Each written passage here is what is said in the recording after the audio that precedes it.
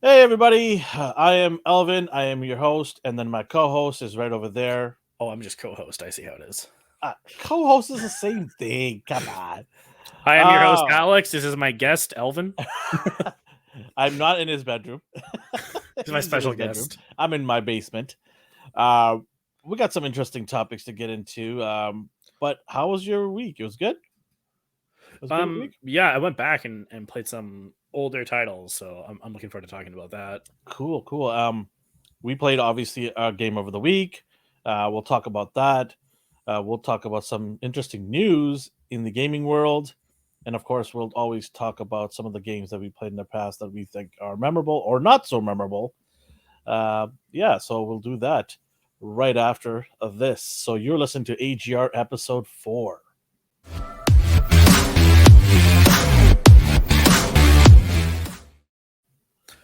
All As right, well as podcast all, number 4. yeah, Number 4 a already. whole month. We wasted a whole month on this. A whole month of people listening to us, and we're just starting off. What did I say? Most of our listeners come from, I want to say, Belgium. Well, hello to people from Belgium. Canada actually plays Belgium in the World Cup soccer next in 2 weeks. It's the What, first time the two countries will meet. It's the first time Canada has made the World Cup in 30 years. where's the game being held? The game will be held in Qatar Was World that in? Cup Was it, where's in the Middle Qatar? East, right by Saudi Arabia. Qatar. Qatar. Oh, Qatar. I didn't hear the T, and I was like, where? What? Yeah, it'll be held there, and Canada will play Belgium its first game. The Belgians are obviously heavily favored. They are the top 5 in the world in rankings, but our boys in red will do their best. If we score a goal, that's an achievement itself. But we got Score some Eagle. we got some interesting players in our team. We got Alfonso Davies, who's probably one of the best players in the world. Belgium fans will argue because of Kevin De Bruyne. Kevin De Bruyne. He's Well, a great player on his own. But this is not a show for sports. It's a show about gaming. well, it's uh, it's still gaming. When you look up like gambling, it's like yes, gaming. Yeah. Okay. so whoever and wherever you are, we appreciate you guys for tuning in. Show us On some love. Tell people about us. Get us big so we can make tons of money. No, just kidding. um, show us some love. Let spread the word out there. Let us know. Send us messages. What you think we should do in our YouTube channel. Give us some recommendations. Games that you're playing. We would love to check out and see what the world is playing. It'd be pretty cool to see, different continents, people coming and telling us they're playing this game. There might be some developers from countries that we never heard of that need some love. So we want to give love to all these small independent developers. there's Speaking of a that, you're going to give a little shout out, right? yeah. Well, I guess a pre shout out. There was just a gaming convention for developers that just passed in Barcelona. And Oh, so there's a lot of devs out there that are just making cool games. I emailed a couple of them. Hopefully, I'll hear back soon because they're doing some like crazy stuff. are I'm just you on are you trying to Twitter. get a trip to Barcelona? Is that what you're trying to do? It's for work. It's for work, right? Okay. You don't have to come. I understand you're busy. I don't have to come. If I don't show up with you, things might not get done. What are you We've already talking gone this about? road already once. Well, what I Well, for want to take. those who don't know what I'm talking about, I'm going to spill the beans. So we went to Oh my PAX gosh, Seattle. I worked so hard. We went to PAX Seattle, and it was a 4-day event, which is we're from Vancouver, so it's a quick drive down the highway. It's a 2-hour drive. We went as our first time to go an event there, Mhm. and myself, Alex, and another member of our team, Justin, the three of us are there to film and talk to people. It's our first event. We want to develop a relationship and network. So I get there. I have no idea where Alex is. Alex doesn't show up till halfway through the first day. Um, hasn't done anything. No What do you work. mean I haven't done anything? Didn't even record. Before you even got there. I did 5 interviews. None of them were talked about. He didn't tell me anything. He didn't even contact me when he got there. Just ignored me for the whole day. I had to contact him. I was working so hard. These guys, if I'm not around, let's put it I this way: if I'm not around, these two, Justin and him, are not really doing any work. They're just eating the free food and having the I cocktails. wish. I wish. All right, okay. Who do you want to give a shout out to this week? You always do this segment, so take it away. I love doing it. I know it's awesome. There's this guy, Bryce Butcher. He has this game called Remember Places. He has a couple other titles, but this one I really like. On this site, itch.io, there's tons of indie games on there, most of them free, some you pay for. But I love this title in particular. I talked about how I like games that are very emotionally engaging for me, Mm-hmm. and this one deals, I guess, a reoccurring theme with games that shake a chord with me are games that deal with like identity and solitude. So in this instance, you play as someone who goes on their computer and they're in a game, but the game is talking to them, saying like, "Hey, don't log off, don't leave." But you can log off and leave. But then there's like this the separation of like reality and the game start to blur, and things don't happen in the game unless you do them in real life, but sometimes they come out into real life. It's a really short game. You can play it in like 10 minutes. I think it's really great just that the themes and ideas that this game is conveying. I highly recommend it. Remember Places, you can get it on itch. Okay. Yeah, that's my Cool. There's so many amazing individual and small developers out there that need our love. And the show, I mean, we talk about AAA titles here. We'll talk about all levels of games and investments that companies have made in these games, but we'll always talk about the small guy because those guys they work hard and they deserve. Some of these titles are amazing to play. You just got to find them. They're like diamonds in the rough, right? Well, if you think about like when they made the first Doom game, they had a bunch of developers on it, but a lot of those developers went on to make their own massive companies. Absolutely. Like you don't know what impact supporting a small developer could do for all of us, right? People look at small developers and think, okay, they're just making a game, they need money, and we'll throw some money at them. But like you just mentioned, you never know what it could propel them to do next or propel people to do next. Let's say there's four guys in a room and they make a game and it goes well, and the four of them say, hey, listen, we want to branch off and do our own thing too. We'll come back one day, meet again, put the game together. But those four guys could make four amazing new games that we all love. So you went from supporting one game to all of a sudden getting 5 games. So that's the importance of showcasing, highlighting smaller developers so that these guys can one day make some amazing big games with the investment that they're given, the money that they make. So a lot of them will reinvest because this is their passion, and dedication to this is all they want to do is just make cool games. And they're inventing new genres or reinventing existing genres. So coming back to Doom and like Wolfenstein, they invented the first person shooter essentially. And there's just dudes hanging out. Are people they'll take a game and they'll put a twist on existing genres. Like, oh, this is a platformer. Okay, but how can we mess with the narrative so we can do something a little different with it? Things like that. Yeah. First person shooter was nothing in my time. I mean, I'm not trying to say I'm old, but well, tanks. Yeah. See, I have a vague memory of seeing something like that. Okay, let's talk about some of the news around the gaming world. There is some here. I want to talk about the first news here if I can get this going. Okay, so the first big news is the big A John Wick video game could happen. Lionsgate CEO says, okay, Lionsgate has been milking this IP. John Wick 4 is slated to come out.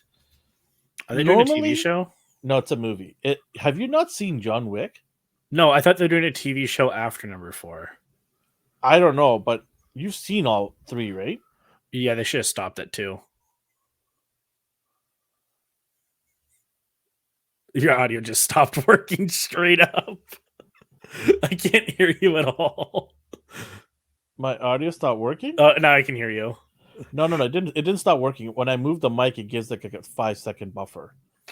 Oh. Yeah, because Because as soon as I said they stopped at 2, I saw your mouth moving, but nothing was being said. it was my bad. I should stop talking when I'm trying to bring the mic closer to me so I can get it. Am I coming out clear? It's perfect, yes. Okay. Yeah, it's I think it's a safety mechanism so you don't short circuit or anything. It just turns off for like a couple of seconds and it'll come back on when you move it.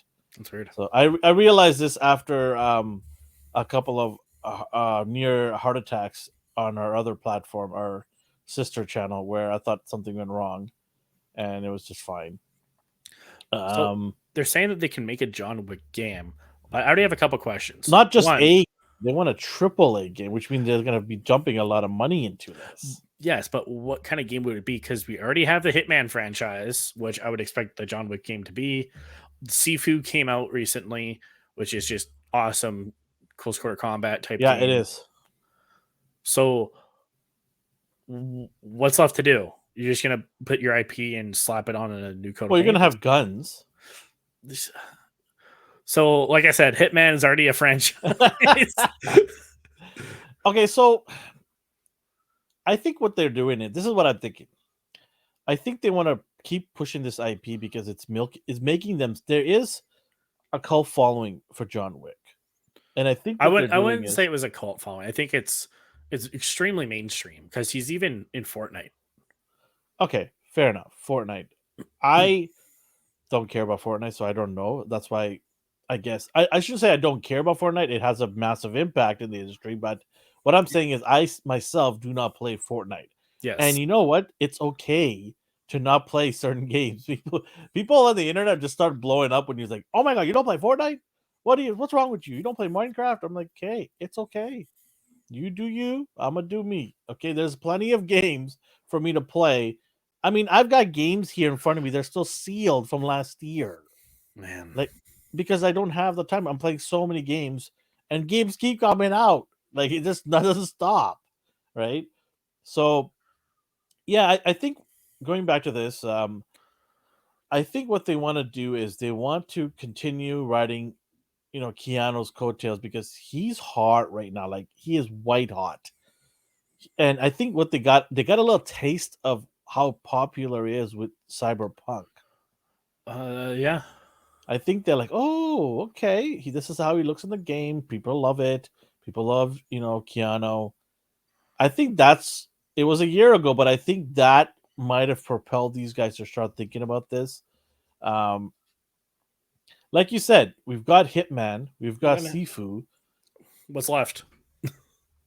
I don't know. I mean, is he going to solve puzzles like Nathan Drake in Uncharted?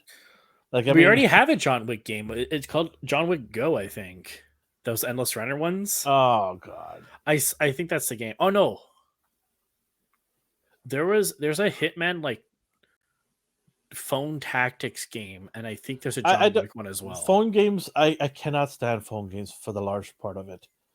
They're so annoying.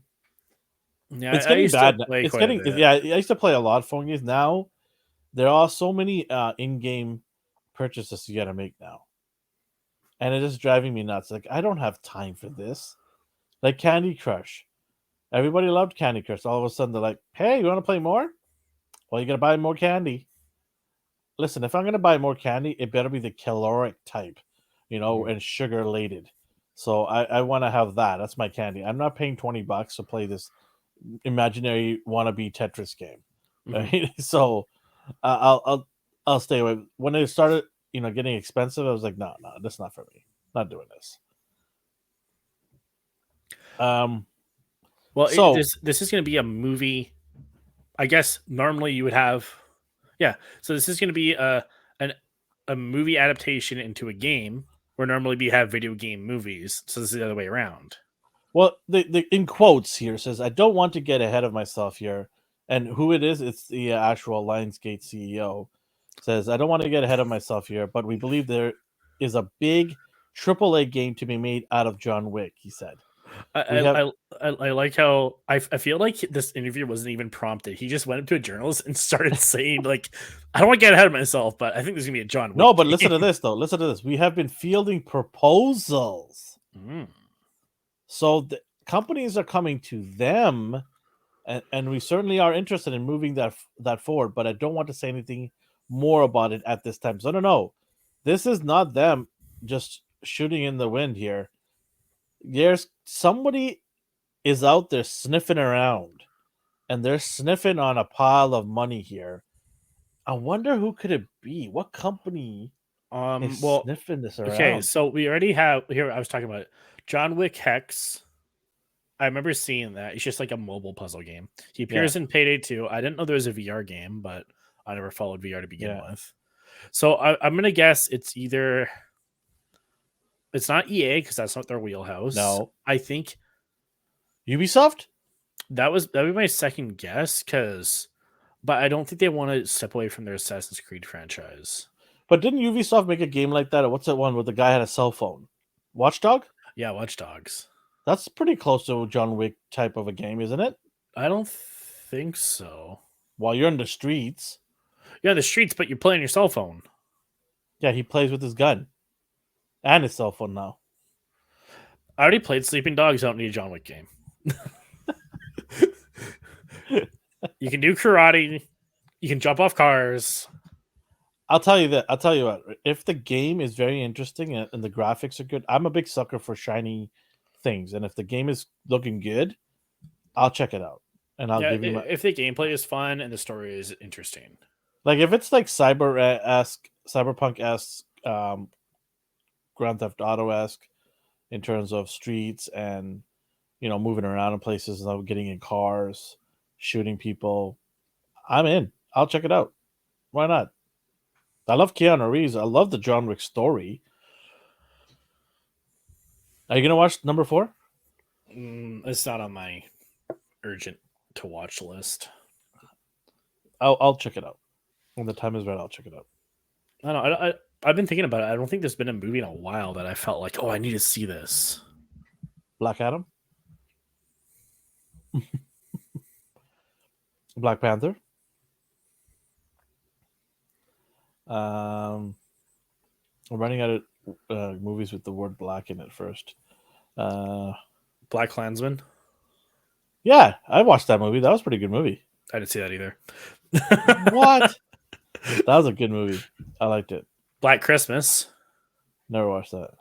I saw the original one.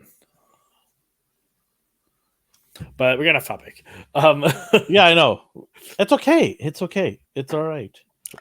So I'm interested in seeing how this is going to happen. I mean, we're not going to get this game to 2025? Oh, I would think even further. I would say 26, 27. Oh my god. That's Well, such a right long- now they're just being proposed to. They don't even have a thing. Well, here's the thing though. If Ubisoft gets it and if they're the ones that are proposing this, Oh, that'll It be out can in mo- 2 years. sorry? It'd be out in 2 years. Well, it'd be broken as well. Why don't But they have all the tools in their toolkit to get this game out fast because they have street rendering games already. Right? Yeah, but we talked about this before. Like when they launched Assassin's Creed Syndicate, the one that takes place in England, apparently that was like broken as hell. Do you think they've learned from their mistake? Absolutely not. Because they keep putting out Assassin's Creed titles. Okay, well, I that's think like they did the right thing. They started doing a thing where it's like, hey, we're only gonna put one out like every 2 years instead of every year. It's like, cool, you should just stop. I'm not saying the games are bad in terms of like content, but in terms of just everything else, just cars are a good idea, but fix your car before you drive anywhere. Put some gas in it, throw some tires on. I don't know. I think they need to do something new. I think Assassin's fair Creed enough. Do one more Assassin's Creed, make it like in the far future, and that's it. Oh, so like very futuristic. On a space station. on Oh, a exoplanet colony. now we're at Starship Troopers colony, huh? Have you ever seen that movie, Starship Troopers? Yeah, those are cool. Well, the first one was. I don't know about the rest. I don't remember anything that happened, but I liked them. Well, Um, it's just a fun time. okay, well, speaking of fun times, Nintendo Switch Online subscribers get free Nintendo N64 surprise. What did What did we get? So, Nintendo Switch Online subscribers. This is brought to you by Comic Book. The other topic, the other article of which, John Wick was brought to you by, not brought to you by, but we found an article on who was it again? GameSpot. This one here says Nintendo Switch Online subscribers to Switch, Switch Lite, Switch OLED, or more specifically, Nintendo Switch Online subscribers with expansion pack just got a free N64 surprise. In addition to adding the first two Mario Party games on N64 to the Switch Online expansion pack library, Nintendo has dished out a free N64 icons, the first of their kind. The So, icons, sorry? I'm just reading. Oh, icons. Icons come a part of a new promotion where each month Nintendo will add a new N64 icons for Switch Online for expansion pack owners to claim. For the month of November, there are Super Mario 64, Legend of Zelda, Majora's Mask. Is it Majora's Mask? Majora. Majora, okay, and Kirby 64 icons. In December, there will be icons for F-Zero X, Yoshi Story, The Legend of Zelda, Orkana, Or Karina. Ocarina. Blah, blah, blah. I can't even talk today. Ocarina of Time. The promotion will then finish in January when Mario Kart 64, Paper Mario, and Star Fox 64 will feature. I just care about Mario Kart 64. So, what is this icon? What do you, I like at first I was thinking like, oh, you just get a little thing. yeah. No, I think it's like, hey, these are the when you think N64, these are the games you think about. Hmm. These are the iconic games. Okay, that's how they label it. Okay, cool. So yeah, They are. I mean, hey, it's free games. from what I understand. But People yeah, can't. Mario Kart is like the one that I would play out of all of them. When PlayStation started giving out their PlayStation Plus games of the month, Which a were lot of great. people were getting angry. They're like, "Oh, I don't like these games," or, why are they giving us these games? You have to understand the games are free. Well, if you subscribe, but yeah. Yeah, but when you're subscribing, you're paying for the online majority of the portion of your money goes there, right? Well, once PS4 rolled around, yeah, PS3 you didn't have to pay for online at all. Yeah. So it was just like, hey, do you want 2 free games a month? Subscribe to this. It's sort of an incentive to pull them to go subscribe, right? Yeah. And I said to the people like, "Hey, you're playing online. That in itself is what you're paying for. Essentially, these are just throw-ins games to give you, sort of make you feel happy that you're paying this much, and you can't complain about the games because they're never gonna be top end games. Having said that, though, they have dropped a couple of nuggets here and there of some games they've given us in the past. Notably, I think it was NBA basketball 2K something. So they have once in a while given us some big games, but largely it's been like mid-level tier games, which is still not bad. And now they've revamped the whole system. Not even more expensive, but now there's an expectation for you to give us the better titles now, right? Mm-hmm. And I think PlayStation is not doing a good job. I logged in and I was just like, this is what I'm getting for the top tier subscription. But doesn't it come with like an access to their like a whole catalog? Yeah, but the catalog's not that interesting. Okay, but you get the catalog from PS1 to like PS4. Select titles though, not all. But it looks like a lot.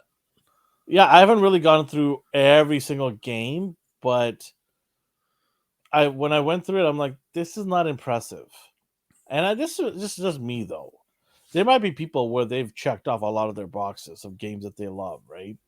And they're going to be different in terms of their opinion than I am, because I went through about, I'd say about 100 or so games, maybe 200 games, and I was like, yeah, some of them are good, but large majority of these games, I have no desire to play them, or I finished them and I don't care about them anymore. It was just like lackluster to me. I thought it was like a 6 out of 10 in terms of their what they're giving us. We'll see. It takes time to develop these things and get better at it. So this is why you're very vocal about Game Pass, Yeah, because I think there's nothing even close to Game Pass right now. where they have a much larger catalog. Not only that is they will give their day one launch games as well for you to play. Mm. So far, like I'll get into what I think Sony could have done to really boost their sales, and they didn't do it. They totally missed the ball on this, but we'll talk about it in a bit. To finish up this, so I think this is cool. Anytime a company gives you free games, you just take it and you're like, hey, you're already paying for the subscription. So the fact that they're giving some of these games, and there's some of these are big titles too, right? Yeah, Some of them are the Zelda games are big title. Mario Kart 64 is big. yeah. So for the Zelda fans out there, this is definitely for them because people just will not shut the hell up about Zelda. Yeah. So I think this is pretty cool. I think Nintendo, good on them for doing this. Yeah, I mean the rewards here, expansion packs, little knickknacks here and there. Why not? Icons. They're like NFTs. Wait, is it for the game or is it just an icon for your thing? I think they give you one free. So the title does say here, get free N64 surprise. Sorry, not games. So wait, let me read that last paragraph down there. Down more. And note that the icons are locked behind the expansion pack tier of the subscription service, which has been the case for all of the free icons. So they're just icons. They're not even games. We are totally wrong. So ignore what we just said. Well, hang on. It's icons. You get the little like, hey, here's my. They're little, like NFTs. Well, it's your profile picture. Yeah. You have free profile picture, but it also gives you access to other game titles from like SNES and NES era, and some N64 stuff. In that last sentence there. Mm-hmm. So, Nintendo, we praised you for nothing. We are sorry. So now you owe us some games. I think they do give you games. I just think that they're trying to say, hey, listen, we're throwing this goodies in there as well. There are people that do collect this stuff, right? They love collecting these icons. Like people love collecting Pokemons. People love collecting pins. Amiibos. So, Amiibo, there you go, right? So this is probably your digital Amiibo right there. I don't think it really does anything. Speaking of Amiibos, I don't even know why I bought them from GameStop.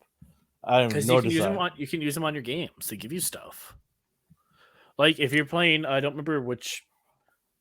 What was it? I think it was like Bayonetta 2 or something. If you play that on like the Switch, and you have like your Bowser amiibo nearby, all enemies in that game are twice as difficult now. Oh, great! Yeah, I want to play that one. Well, it's an example. But different amiibos do different things for different games. Fair enough. Which is really cool. Was there any topic that you wanted to talk about?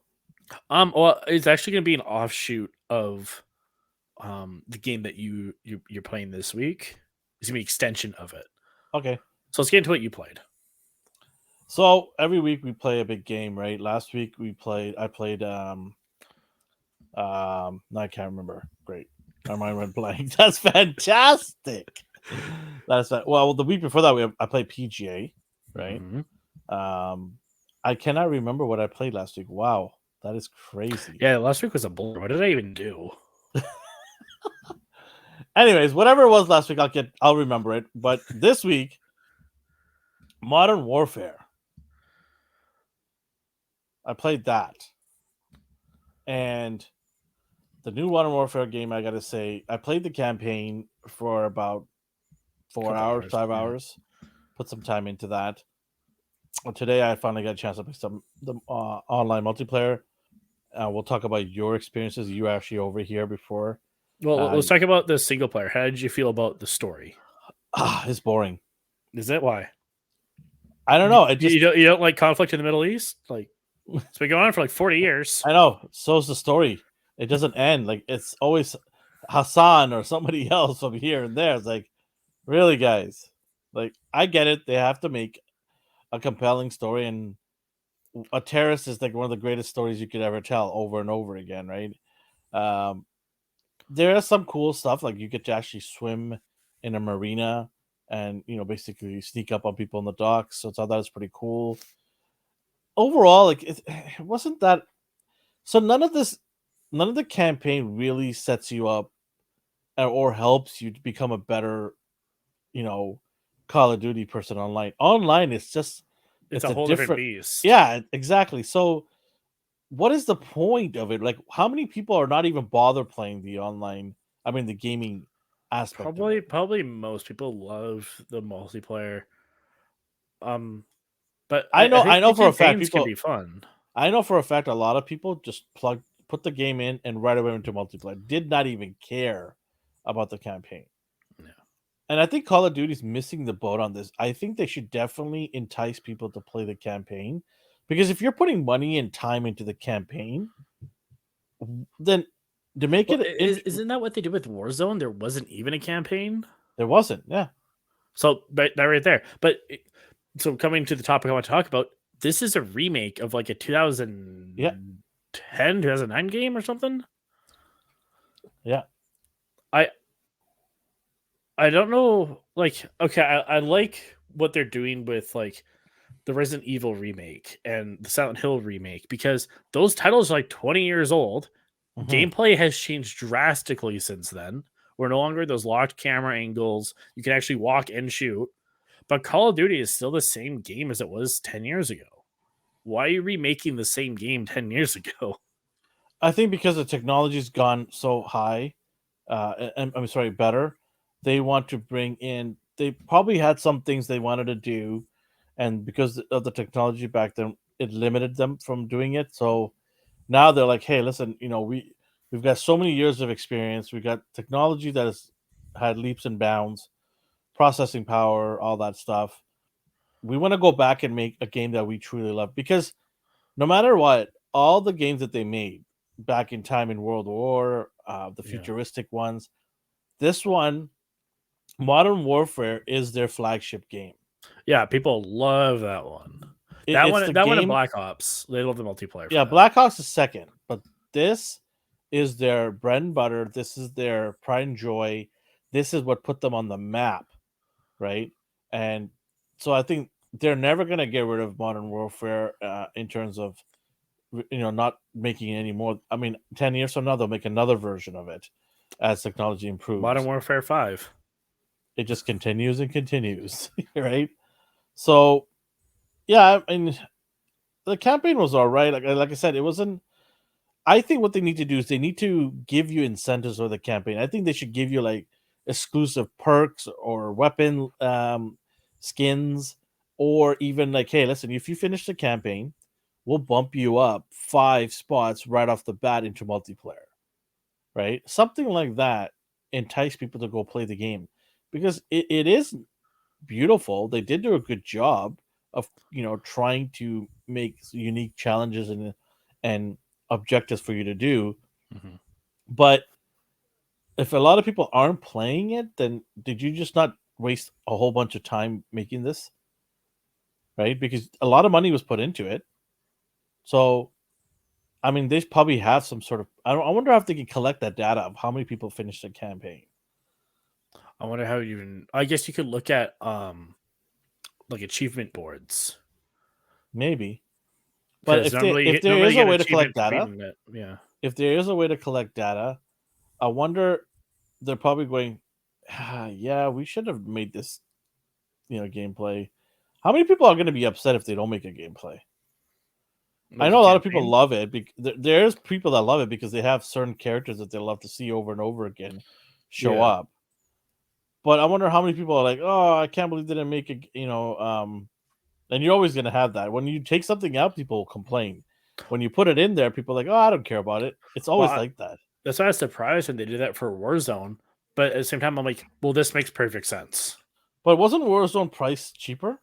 I Isn't it free? I thought you had to buy the disc for some consoles, but then it was free for others. I don't know. I never touched it because, like, so I don't know. I feel like the more modern type of shooters, I'm not really into.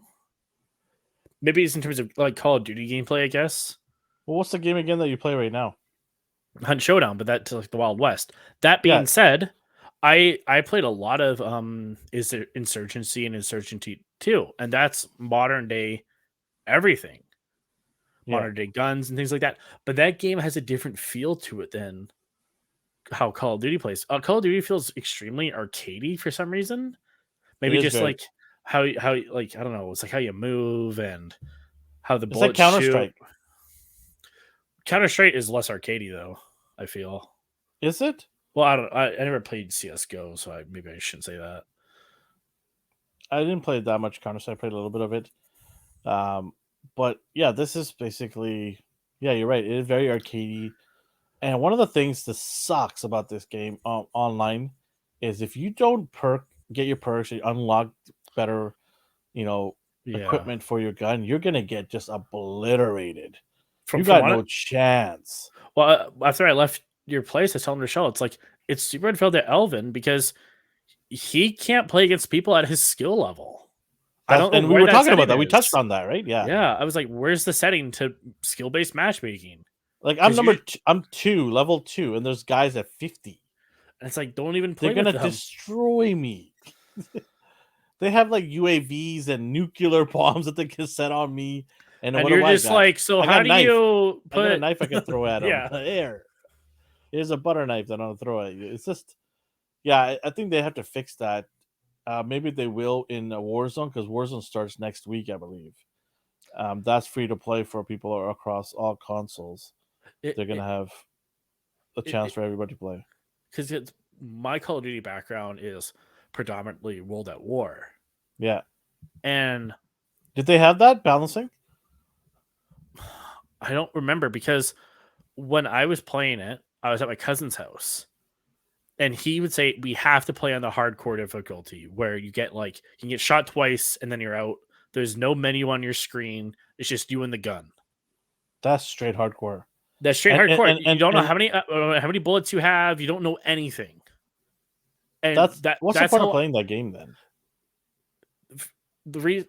I guess two reasons. One is it's more immersive because you don't have a bunch of shit on your screen, and also you have to get good really fast. Because when we were playing, you could take a couple hits and not die. Like I pumped a guy full of lead on that one rooftop when we were playing, and he didn't die. No. If I was playing on hardcore, he would have been dead if I just fucking sneezed at him.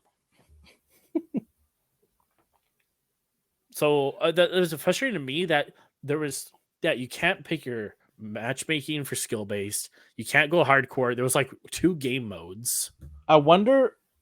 I haven't played enough of it to tell you, but when you left, I was playing and I was killing people because I started getting my perks and I got the scope.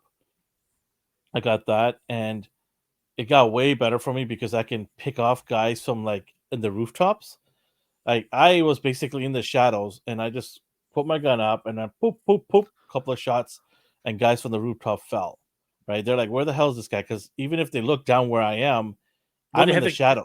they have that kill cam though, Sorry. because when you die, you get to see that person that killed you and where they were from. Yeah, yeah. So So after I, hardcore, you don't have that. It's like I don't know who yeah, killed me, who, what, when, where, how. which is maybe it's gonna be unlockable. Maybe I have to play I more, don't. You or shouldn't maybe have they to slowly unlock to rolling them play. out. What's that? I don't think you. I don't know. It's just really punishing. It's like, oh, you want to make it easier on yourself? Got to unlock it. Play against all the pros first. What I mean unlocking, I meant like them. Oh, they might just purposely have slowly rolled out these things at a time because they don't want to, crash their servers.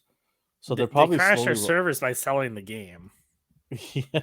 because if you, like all their other titles, all this stuff came with the game. You didn't have to unlock all these different Mm. modes or anything. You just here it is. Here's all But the I game but types. remember one thing though. I just started playing multiplayer today. But even then, I looked at the menus and I didn't see any options. You were only on it for like 10 minutes. I don't know. It was I'll weird. I'll I'll play more of it. Obviously, I'm going to play more of it. But before I forget, The game that I played last week was Gotham Knights. That was it. Yeah, that was a good Clearly, it was unmemorable. No, it's a good game. It's not a great game, but it's a good game. I do recommend people buying it if you can get it at a discount. Just wait till Black Friday in a couple of weeks. If you get $20 off it, then go snatch that game. I think it's worth it at a discount. Yeah, I already talked about it. You can go check that episode out. I talked about the game, but yeah, early on Modern Warfare, I'm digging it though. I don't mind the grind of getting through the levels because it's so rewarding when I did get that. I'm like, oh my god, thank you. Like, oh, now I can actually kill somebody properly from far away. I don't have to like pretend I'm gonna hit them or guess where the shot's gonna go next because the recoil is just ridiculous too, right? A lot of these games, it's always America versus Russia or their insurgents that they put in or some sort of proxy war in the Middle East as a result. I want to see a Call of Duty. It's like, hey, you play as a guy from like Paraguay and you're starting beef with a dude in Taiwan. Let's go. It's It's probably like not two gonna countries sell you'll never well. get. It's probably not gonna sell well because the largest audience of purchases are from the US and the UK and Canada. That's true. But as we said before, no one's playing the campaign. They only want the multi. So it doesn't matter where the campaign takes place. They even Yeah, sold a game without the campaign, so might as well just go bonkers with it. I still don't think people care. We need like people in Antarctica. The whole game takes place in Antarctica. That's the game. And it's not even massive warfare. It's just like So are they building multi-tier igloos to campaign in? Oh my gosh, I'm making the coolest game right now. Because normally, like, what was it? Battlefield. Like Russia invaded America. Okay, their vehicles in, right? Speaking of that, shout out to Justin for wasting $80 of my money. Why? Justin and me, you could probably find. No, you can't find it. I think we didn't upload the video or there's something. But so Justin, when Battlefield was announced 2 years ago, I think it was. Okay. Justin's like, hey, get this game. I'm gonna get this game. It's gonna be amazing. It's gonna be awesome. I played the beta. I'm like, okay. So I bought it for full price, $89 plus taxes Canadian. Took me to like $97, almost $100 Canadian. And I played that game maybe a whole of 5 hours. And I'm like, this game is garbage. Man. I could not kill people. There's so many bugs. People were disappearing. People were freezing in the middle of the air.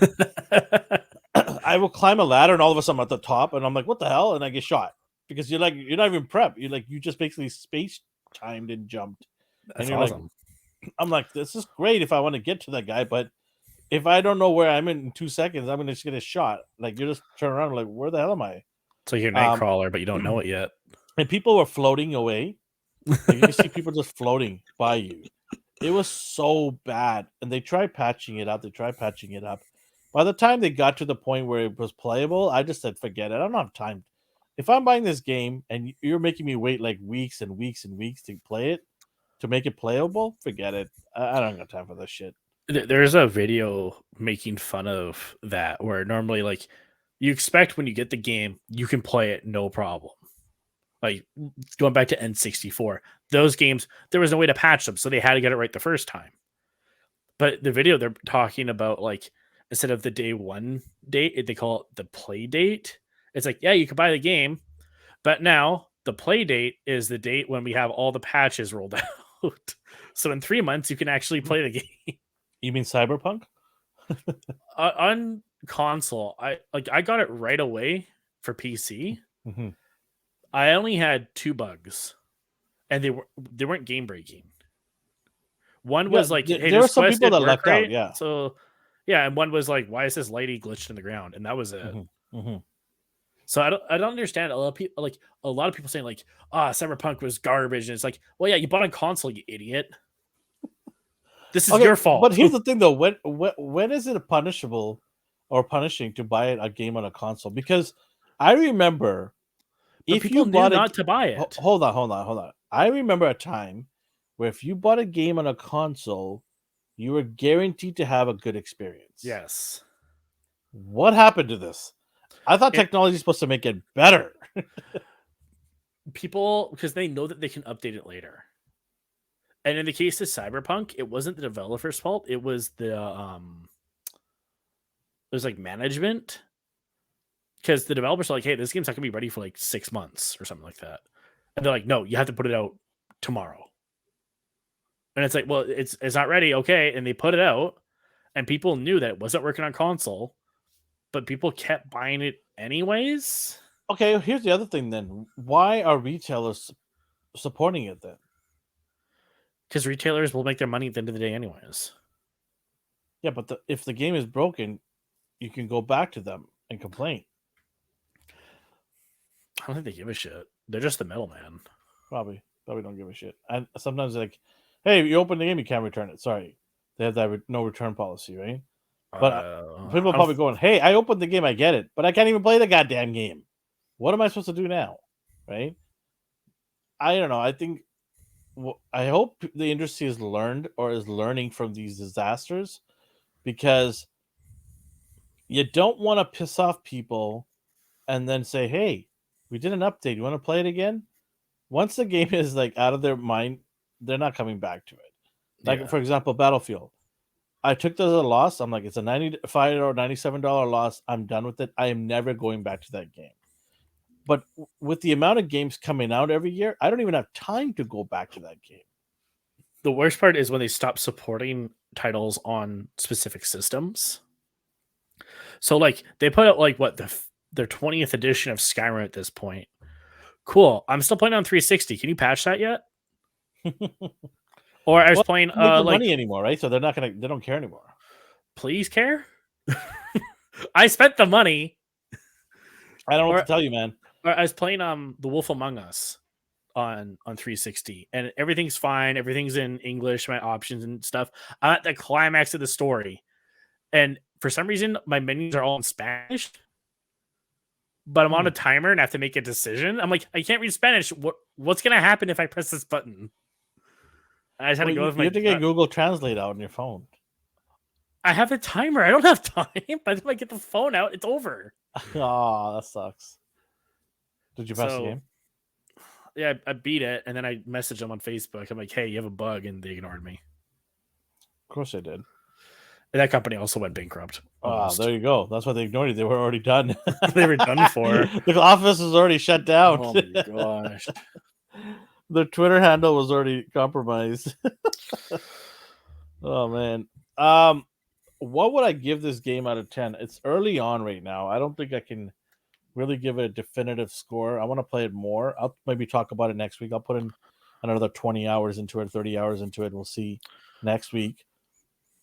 I think right now, early on, it's not bad. It's fun. I think it's good. I would give this game right now an 8 out of 10. Really? I give it an 8 out of 10 right now. Because you were struggling with the multi. But remember, after you left, I wasn't struggling. And you said the campaign was boring. Campaign was, it was boring. It wasn't that great. But I knew going into this experience, this game, I didn't even want to play the campaign. I'm going right into multiplayer. So the fact that the campaign wasn't that great, I was like, oh, okay, cool. I was expecting this. The campaign isn't what I'm here for. It's like when you go to a restaurant, you're like, or steakhouse. You don't go there to see what kind of salad they're going to be throwing at you. You're like, hey, I'm here for the meat and potatoes. Move that out of the way. Give me the meat and potatoes. So that's exactly what I was doing. I do not care about the campaign. I'll play it because, I want to talk about it and give my opinion on it. But I'm here for the meat and potatoes, which is the multiplayer. And so far, early on, I wasn't enjoying it. But now that I've got a couple of unlocks here and there, it's becoming more fun. And I can't wait for Warzone. I think it'll be fun. Justin's going to play with me too. So I give it an 8 out of 10 right now because of the multiplayer. It's getting better, and you really are satisfied when you unlock things. Mm-hmm. And there's not too many complicated things either. Like, I remember when I was playing, I think it's Black Ops, there were so many things going on at once. Like There's a helicopter here. There's a tank here. There's a turret here, and 10 people are activating this at once. And I was just like, this is so overwhelming. You can't even step out of a building, you're dead. Well, that's how I felt about this game. Is there was like 2 UAVs. There's a helicopter that can somehow dodge my rockets. I don't know what that was about. Well, it was it's weird. funny you say that because before I logged off, I got into a smaller helicopter, and its only purpose was to avert rocket launched from the ground. It shoots out these anti Oh, torpedo. I forgot the term for it, but flares. flares. It just basically negates anything coming at it, and that's all its whole job was to do. And then somebody got into a larger helicopter and was trying to use their blade to cut me in the air. I'm sure it's a glitch, but they're trying to. They're like, "Hey, we're a bigger helicopter. You're a smaller one. We're gonna ram into you and basically take you out." So what I did was I let it come to me. I just got up a little bit higher than them, and then I just let the flares come out, and I blew them up. Wow. But in doing so, I also caught myself on fire in the helicopter. But I was able to jump out and use my parachute to glide back. By the way, you know the tall buildings that you climb up? You can actually jump off them and use the parachute to land on the ground. That explains why I saw a guy jump off a building. I was like, "What happened?" He's like, "I'm done with this Suicide game." bomber! I thought he would just want to play anymore. No, you can actually just jump off and press X, and then you'll glide right to the ground. Oh, So that was pretty cool. Yeah, I realized that by accident because I jumped off because I was chasing somebody, and then I'm like, "Oh shit!" And then it said press X for parachute. I'm like, "Oh sweet, click!" And then I That's landed pretty on the cool, ground. I'm like, actually. all right. And then I got immediately killed. Oh, wow. So that was fun. I think But if I do get it, I only want to do like private lobbies no, because come these on, guys are so no. good. Justin is going to teach us. Justin, by the way, is an ace. This guy knows how to play. I watched him play. By the way, you guys can. Anybody I that's watched him watching, play. I hate his game style for 2 reasons. oh, hey, it's One, effective. he slides everywhere like everyone else does in this game, It's okay. and he won't stop using the grenade launcher. Use a different gun. It's okay. He's mastered his techniques. Oh, Everybody has their own loadouts, right? I'm gonna put his And load if to you shame. Just master will one, like stop using I'm it. like that too. I'm a creature of habit too. Like if I continue playing one out and it's getting better and better for me, I'm really understanding the recoil and everything. Yeah, That's my thing. I'm not I moving to anything else. I don't even care if it's a better gun out there. I'm like, no, I'm sticking with this one. I shouldn't say that then because like yeah, in my game I'm always using the same gun See, all the time. But the thing is, mine's a bullet. I'm not throwing grenades nonstop at people. Throwing grenades is just a dick move. it's another bullet. That's all it is. It's just another bullet. It's a bigger bullet. There you It's a go. There's bullet that can always going to kill be a everyone bigger in the, bullet, my friend. that can kill everyone in the room with one shot. Hey, if it kills everybody in the room with one shot, then he's doing it right. Then we're doing it wrong. Hey, yeah, okay. I won't argue that he's not getting the numbers, but I'm not impressed by the lack of actually aiming. I don't know what to tell you. Like, I might even do that too now. That hearing all this, I might like, hey, give me the rocket too. Let me get at this. Oh my gosh. Well, I tried to do it to that one guy earlier that shot me. I'm like, I'm just gonna shoot him with this bazooka because I hate him now. I remember, I think it was the first Modern Warfare. I loved, you know how the gun has an attachment and you can shoot out those those I don't know. I think I remember that in Modern Warfare. I know you can sorry, do that. mini rockets, right on the attachment. I know you can do that on World at War with your rifle. You can just attach like a grenade to it and fire it. I love that. I absolutely destroyed so many people doing that because before spawning was a issue, there was no fix for it. So you knew where team A was always going to spawn from at the beginning of the game. So every time you start a new game, you know where they're going to be. Mm-hmm. So all I did was I got to an opening where I can get my launcher on there because they're all going to be in a huddle coming out. And sure enough, 1 kill, 2 kill, 3 kill, boom, boom, boom, boom, like that, right? Yeah. And then it just, that kicks you off and you get a good start. So if you have a team that knows that, and the 4 or 5 of you that come on, and you all do the same thing, all of a sudden you got like 5 kills to start off the game in the first 10 seconds. And from there on, if you're smart, you play well, you've got your little cushion to always be ahead of the other team, right? Mhm. So, yeah, I used to love doing that. I'm gonna see if I can get some attachments going on this one and do some of that running around and thum thum thum, just shoot out like that. It's a good sound. Yeah, it is. I practice it every morning in the washroom. What? Just kidding. I did, before I forget, I did get a brand new console in the mail. Oh, you got that thing. That thing. I got that thing. Hold on 1 second. He's for all our audio listeners, he's reaching over for a box. He now has the box. So I got this. Aya Neo Air Yes. Pro. It's the Polar Black Edition, the back here. How much space does it hold? It is a top of the line one, so it has 16 gigs of RAM with 512 gigabytes and Windows 11 Home. So it's running Windows. It's like I was Yeah. gonna ask, like, where's your store launcher going to be coming from? So I think you can download Steam on Windows Mhm. 11 and use the app there, and you can also download Microsoft's Game Pass on here. And you can probably do the PS Now as well. Yeah, probably. So, yeah, the only downside about this is the battery lasts only for 3 hours.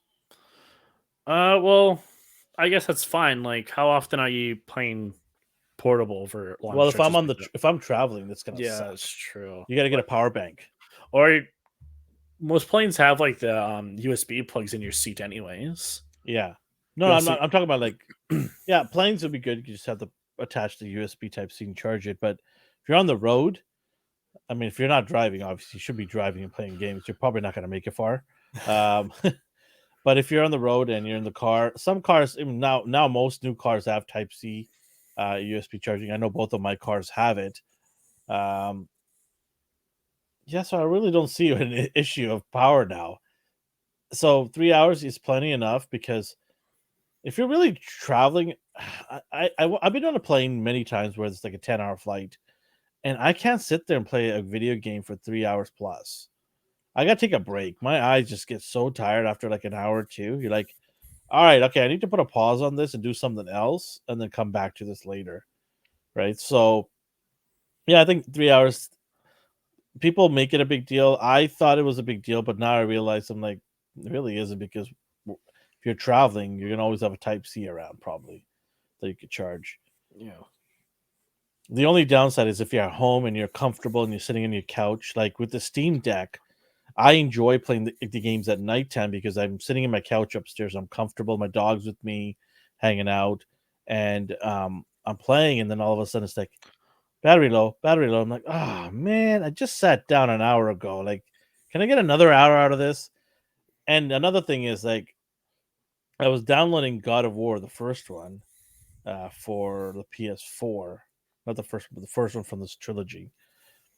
And just itself downloading took an hour. Mm-hmm.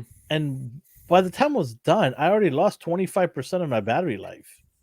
And I was like, what the hell? Like, I haven't even played the game yet. I already lost 25% of my battery. Then I started playing the game, and it's like, you're already at like 40% by the time the game's like, you're getting good in the game, you're getting invested in the game. You're like, ah, crap. The battery does drain on the Steam Deck fast Mm-hmm. because I did crank it all the way up in terms of all of its performance ways. Because what is the point of playing the game on a low performance? Why did I buy this thing then? At that point, just play mobile. Exactly, right? Like, just go play some real board games instead. Like, there's your endless power. So yeah, I'll definitely open this guy up and play around with them and compare it to the Steam Deck. I'll even play similar games because I could just download the Steam and log in, right? Yeah.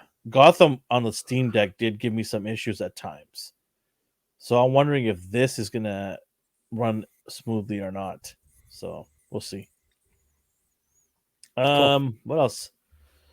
Was there anything else that we want to talk about? Was there any games that you want to talk about? What you played? You didn't even talk about what you played.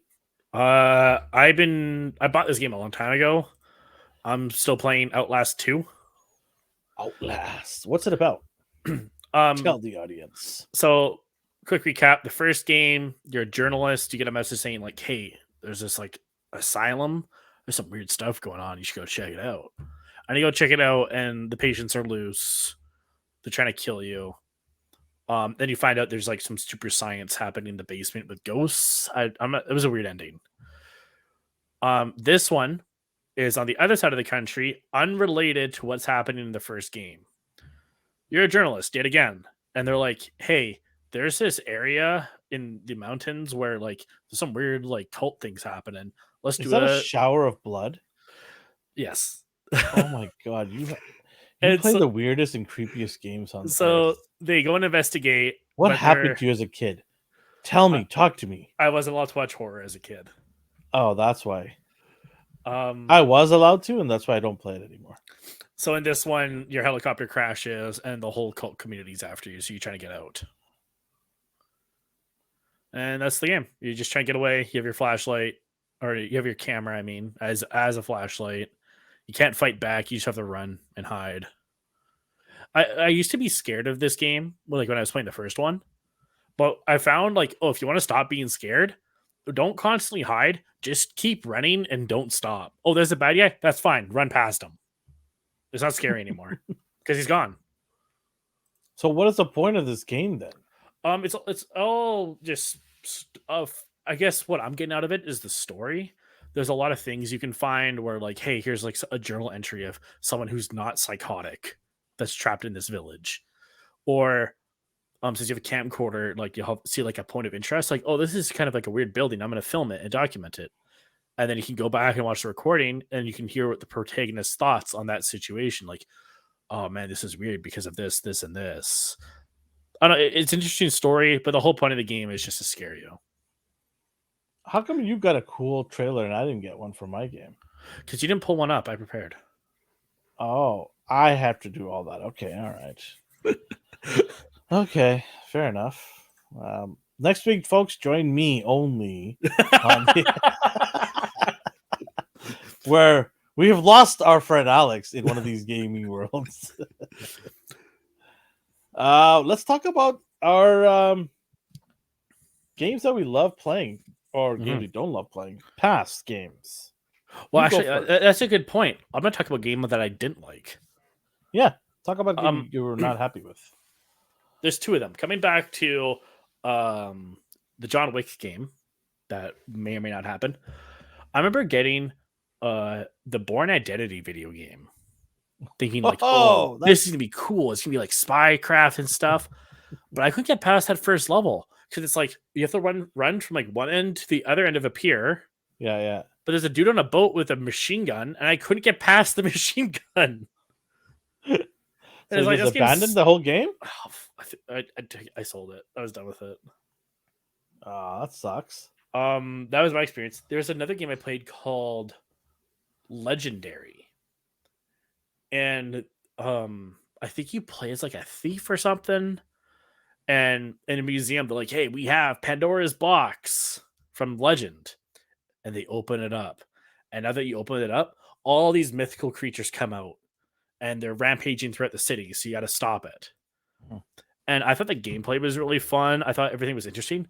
But the story and writing was really lacking.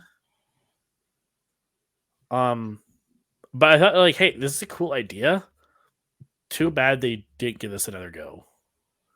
So I wouldn't say I hated it, but it's like, man, they had some really cool ideas here. But a game I really do like is, I already talked about ODST. Coming back to horror games, I like the Evil Within games 1 and 2 because they are, yeah, cool. You have like another asylum. They're on the loose. But it's not just that. It has like this weird super science to it where it's like, oh, I'm going to go inside the machine where I can enter my daughter's dream world. And then I have to rescue her from within that. But there's also serial killers in her dream. And it's like, I got to stop them. It's like, what is this happening? I like those games though, because I was really bummed out they didn't make a third one. They made a new game called Ghostwire Tokyo where You just have to fight different folklore ghosts in Japan. Mm-hmm. We have it, but I haven't touched it yet. But I just wish they made another Evil Within game because I thought those were really fun. It's by the guy Shinji Mikami. He's known, his big claim to fame was Resident Evil 4, which everyone loves. Mm-hmm. And you can see that in his games because I'm like, hey, that like family crest looks very familiar. And I don't know, it's just really cool. There's a lot of moments that are straight out of Resident Evil because it, even though it's made by a different company, because he has a new company called, was it Tenga? This Bethesda published this title. People who did Skyrim, the new Doom, right? Did they do Doom? Yeah. The Fallout games. So it's not Capcom anymore. But I really like those games. I like the super science mixed with gunplay and monsters. I think those are a lot of fun. Okay, my games that I did not like playing or were not really happy with, I got two from the same company. Tom Clancy's Rainbow Six, The first one? yeah, and then Tom Clancy's The Division, the first one. Okay, tell me about Rainbow Six, why you didn't like it. Okay, so Rainbow Six. Sorry. I was thinking Rainbow Six Vegas, and I was like about to fight you on that. It is Vegas. Vegas 1. Yeah, I hate that game. That game was fun. I hate the fact that you can shoot through walls and hit everybody. That's great. No, it's not great because you just stand there and someone just shoots you. You're like, what the hell, man? How is that possible? Every time that you shoot, you can kill somebody.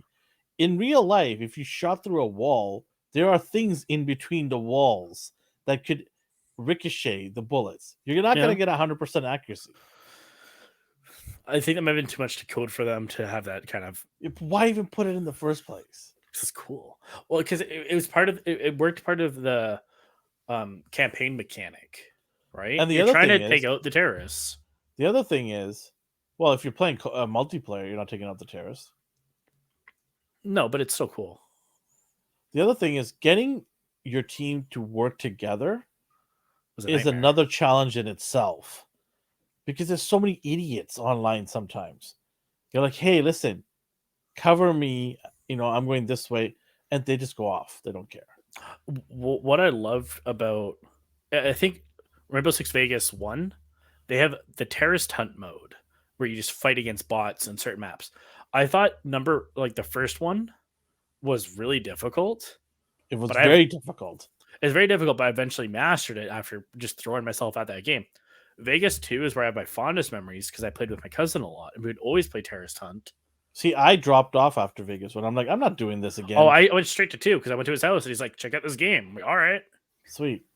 Yeah, I know. For me, I was like, I'm not wasting my money on this because I used to back in the day buy all the A-list games. I buy like 7 or 8 games, all of them at once if I have to. Like, there was not a single game that was an A-list game that I did not buy back in the day. And then after a while, I realized, I'm like, what the hell am I doing? Like, some of these games suck. It's funny. One of those games that I sold, that's how I met Michael. Oh, yeah, you're telling me. I sold Call of Duty, I believe it is, because I played it like 3 times.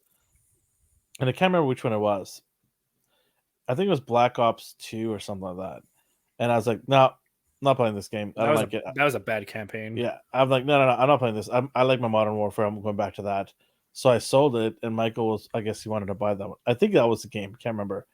But that's how I met Michael. And then I gave him the game, whatever. And then a couple of years later, we end up working at the same place at the airport. And he messages me, and my message that I talked to him 2 years ago was still saved between the two of us. And then he sees it. He's like, hey, we talked to each other 2 years ago. That's funny. Yeah, we're like, oh, shit. So yeah, that's pretty cool. But yeah, Rainbow Six was one of them, and then the Tom Clancy's Division. And I'm not trying to pick on Ubisoft or Tom Clancy's franchises. I read Tom Clancy books. They're great. Freaking awesome! So many of them. There's another one. I screwed up trying to read them in elementary school.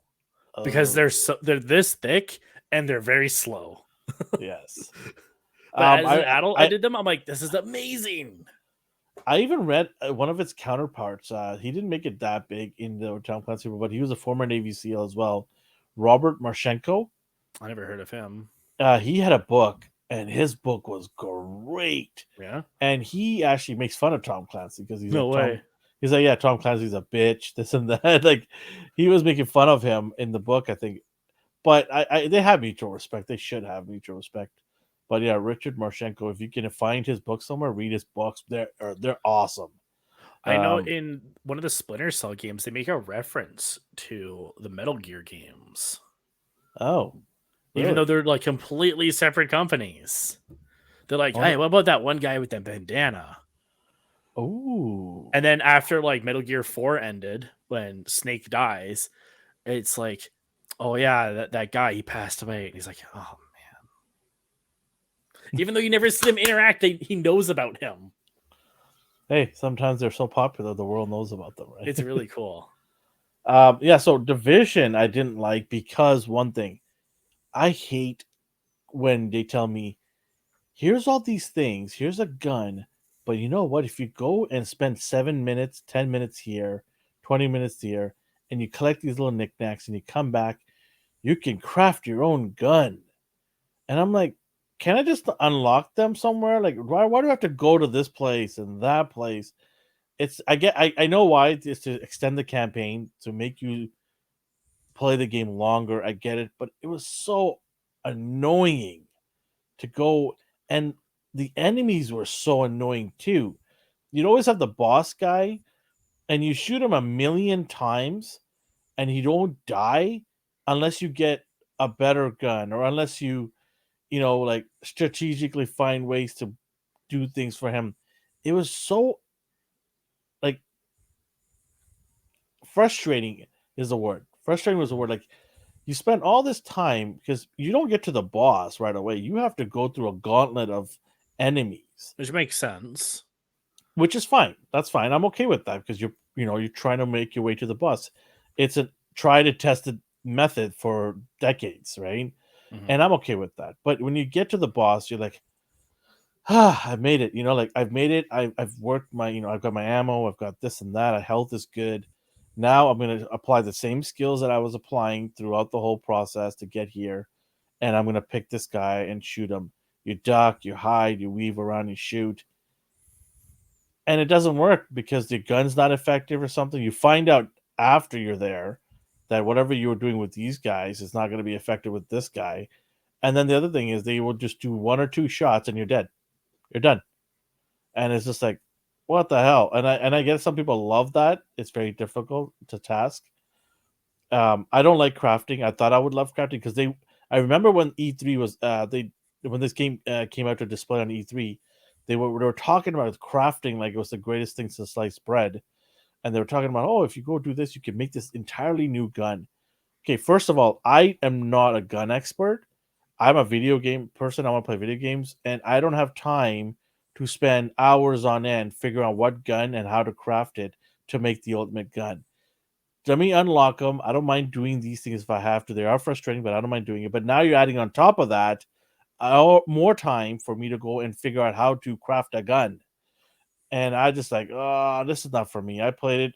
I put a lot of time into it. I think I put like 40 hours into that thing. And I was just like, and then they had the dark zone. Okay. So this is the most annoying part about this game is they have a zone in New York where you can't go in there unless you are stacked to the what. And if you go into there without having like a high level and you're stacked, you're just going to get destroyed. And that takes a long time to get into that area. And when you get into that area, there are drops, right? There are drops here and there. And I was just like, I worked my butt off to get into this area for what? Things that are going to be, I already have most of these weapons. I've already got enough gear. I'm already locked and loaded.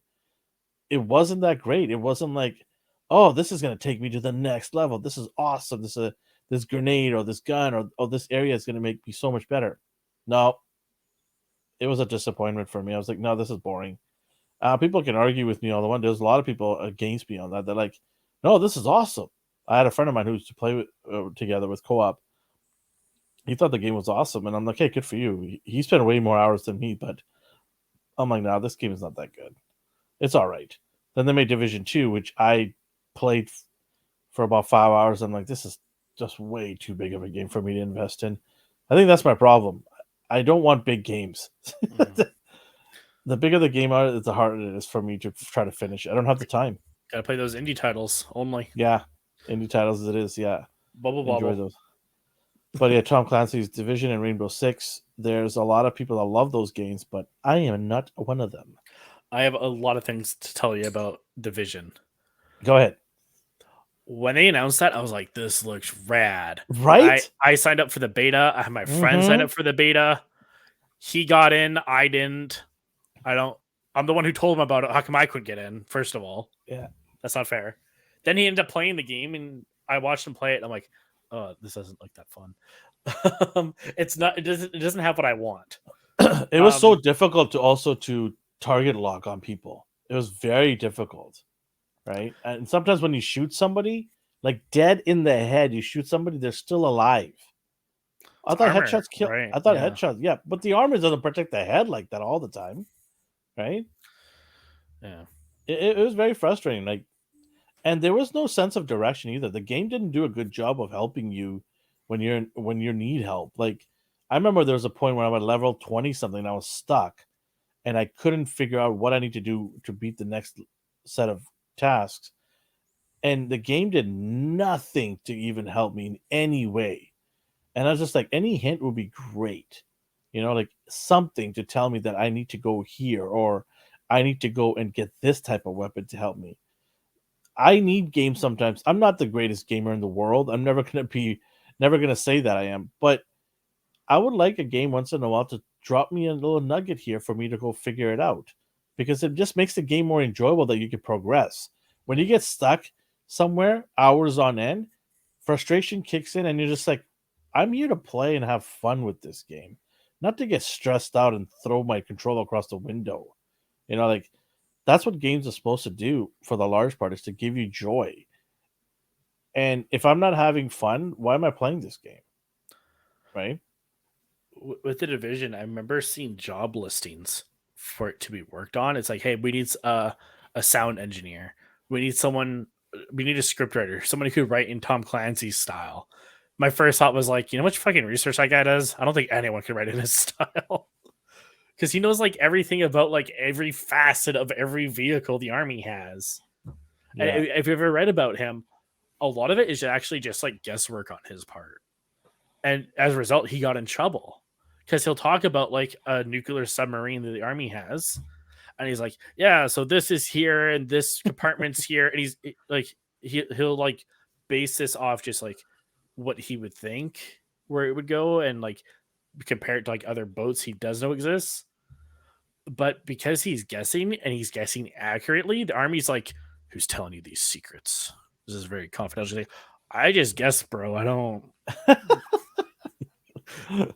get in trouble. But man, I wish the Division. I don't know what I like want. Even from if a they come game. out with Division 3, if they come out with a PlayStation 5 Division 3, I won't buy it. Well, they kind of have one now. It's called Extraction or something like that. Whatever it is, I'm not buying it because it's not for me. Oh, I know it's gonna be a Nazi zombies type game. I know there's people that love the game and love playing it, and you know what? Good for them. I quickly found out that this game is not for me. Right? I just can't do it. I cannot put hours on end and not be satisfied. There's no actual satisfaction. Like, right, I was telling you about Call of Duty. Like, in the first couple of hours that I played this game online, the first hour was frustrating because I don't have the things I need to be good at. And then you get it within the next hour, and they're like, okay, now we're off to the races here. Let's go. All right, things are moving along here. I'm having fun. I'm picking guys off the roof. Like, this is good. But if they decided to not give me that till like fourth or fifth hour of the game, that game would have been out of my PlayStation 5. On to the next. Like, I don't have time to wait 4 or 5 hours to have fun. I need to have fun soon, right? What do you think you're going to play next week? If not Call of Oh, Duty, what's the big one? so the big title that next week's already out, God of War. Is that the second one or third Yes, one? the second one. Yeah. So it Okay. is a trilogy. They did announce it. It's going to be a trilogy, but it's the second one in the franchise. But I need to finish the first one because everywhere I hear, if you don't finish the first one, you're not going to get a lot of things that's happening in the second one, which sucks for people who are playing this game for the first time and have no idea. Mm-hmm. It's you still can play the game, obviously. But it's just the story beats you won't resonate as well. If you don't have the time or the money, then go on YouTube and get the cutscenes. Somebody's probably put it all together. Someone's beat this game already. Someone's already stitched it all together for you. The cutscene. Just watch that, and then go Mhm. play the second one if you don't have time or money. I've got the one on the Steam Deck, the God of War. So I'm gonna I've gone through it a little bit. I'm gonna blaze through it, and then I'm gonna play God of War for next week. I'm gonna play that. I'm waiting for GameStop to give me my God of War box set. I bought the Mjolnir, the top of the line deluxe super duper God of War set. It cost me like $200 something. I'm gonna open it up. Maybe we'll do a little quick opening unboxing thing and put it up on the channel to show That'd be cool, people. actually. When is this Yeah, coming in? I phoned them today. It was supposed to come in today, but they said it's going to be about a couple of days delayed. So hopefully Monday I get it, and then I'll Okay. come Monday. We'll whenever we get a chance, we'll open it up and do a quick unboxing and take a look at everything in it. Maybe we'll put it up as a short or something. Well, On a, I was thinking we'll film it and we'll put it as like our front part for next week's episode. sure, yeah, and then we can do whatever we want with some of the stuff. I can't wait for Mjolnir. God of War Mjolnir. It's You not gotta, the one that I have. It's I not was gonna like say that. you got to compare. Well, this one is very mythological from the actual Norse mythology. How it looks. That one, the Marvel one, is completely different, right? But you still have to compare like which one has a better paint job, which one has better design. I don't know if it's going to be as big as this one we've got, Hmm. right? So everyone's like probably like, "No, that's not it. That's not Mjolnir." Yes, I know that's not Mjolnir. That's Stormbreaker. There's another. We have Mjolnir over there on the Oh, on shelf the in the shelf, corner. yeah. Yeah. So, speaking of, if you want to see me with Mjolnir, go check out our sister channel, ANR. We do a podcast every Monday, and last week it was Halloween. We did the podcast on, so I dressed up as Thor. Mm-hmm. I had Mjolnir with me, so go check that out. Social media platforms: we're on Instagram, Twitter, TikTok. You can just check it out at ANR Universe. On Twitter, where we merged the two channels because there was no point of having a separate channel for that. On Instagram, though, we have an ANR pop culture channel, and then a platform, and then we have the AGR one, which will eventually get started on it when we add additional manpower or something, get that going. But was there anything else you want to add? I still want to talk about my second game. Oh, sorry, You still have a second game as well. I did my both games. Tom No, Clancy. those are games you didn't like. Oh, you want me to do? I thought we were just going to do games we didn't like. No, that was just a bonus. Oh, okay. Tell me about the game you liked. You go first. I did. You've been I talked about Evil Within 1 and 2. okay. So tell me one you like. Okay. I'm going to talk about Spider-Man game. The newer one. Yes, I really love the PlayStation 4 Spider-Man game. It is everything you want as a geek. I'm a collector. You can see behind me. Spider-Man is one of my favorite characters. It is in my top 5. Playing a game where you can be Spider-Man, traversing around the city, just swinging around. It was so fluid, the way he moves, the different types of things he can do. It was just amazing. It's your comic book coming to life. And then the animation, the cutscenes, so beautifully done. It was. I had a huge smile. Let's put it this way. I had a massive smile. Like I was nerding out big time when I was playing this game. I'm like, this game is everything I wanted. Like, thank you, Sony. Um, so yeah, it is up there as one of my favorite games to play. I absolutely enjoy playing that game. I played the Miles Morales one campaign, which is like a bonus add-on pack, but it came out for the PlayStation 5. Yeah, I know someone did this. I want to ask about how do you feel about the face redesign? I don't mind it, but I prefer the one on the left. Is it? Did they like get? Did they just redesign it, or they get They different wanted to actor? do Tom Holland look-alike. So I feel bad for the original actor. Then it's like, Yeah. great, this guy's like, oh, I'm Spider-Man. And it's like, no, you're not anymore. We got Tom. It's like, but no. A lot of people were not happy with it because none of the gameplay was anything related to MCU. So I don't know why there was a need for it. I think it's just Sony trying to get some extra cash out of the popularity of the Spider-Man movies. They probably spent more money making that change. Who knows? But yeah, for me, I prefer the older one. I actually have the PlayStation Spider-Man Edition, PlayStation 4. It's the red one with the Spider-Man logo on the controller and on the back of the PS5. I mean PS4. I have got that, and I didn't realize at the time how valuable this thing is. I looked it up. It's actually was around $900. Wow. And I bought that for only like $300. I went to EB Games, I pre-ordered it, and I picked it up and walked home. But I didn't know. Which one did you prefer better in terms of story, the Spider-Man or Miles Morales game? So Miles is a very short game. It's an add-on, right? Mm. It's not as lengthy as the Spider-Man one. It had its own moments because it was during Christmas time. It was cool because they did show some hints of Miles in the first game. Mm-hmm. So you did know that obviously at the end, I don't want to spoil it for anybody who hasn't played the game, but there are hints of Miles in the first game. And therefore, the second game is so rewarding because you're like, hey, this is the guy, and now he's the guy. And so I thought it was a good thing they did that. What I didn't like was the fact they made it into like an add-on. It should have been a full game. Yeah, it definitely deserved its own full length. But the issue with Miles' story is he doesn't have enough rogues gallery of villains. Mm. Prowler being one of them, but he doesn't have enough, or he doesn't have the history of having those villains because most of his villains are shared with Peter Parker. I was gonna say that could be a game where people are constantly fighting Miles, thinking it's Peter's Spider-Man, but in the symbiote suit. And Vulture's like, I'm coming for you, Spider-Man. It's like, I'm not. Who are you? But Miles has his own type of suit. That's right? True, but it's black. But villains don't know the difference. A black suit is a black suit. He looks like Spider-Man. It's red and black. Even then, they would still think it's Spider-Man at the end of the day.